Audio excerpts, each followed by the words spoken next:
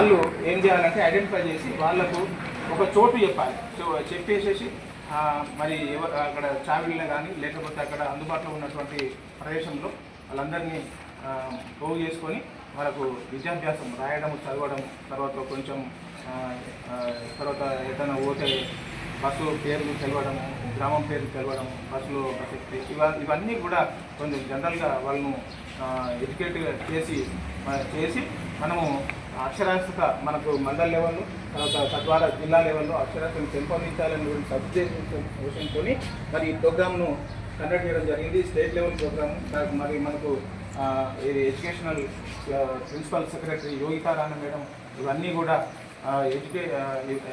ఏది మొత్తం స్టేట్ లెవెల్లో ఒక ప్రోగ్రామ్గా తీసుకొని అక్షరాస్యతను పెంపొందించాలన్నటువంటి సదుద్దేశంతో MFSN ఛానల్కు లైక్ చేయండి, షేర్ చేయండి, సబ్స్క్రైబ్ చేయండి.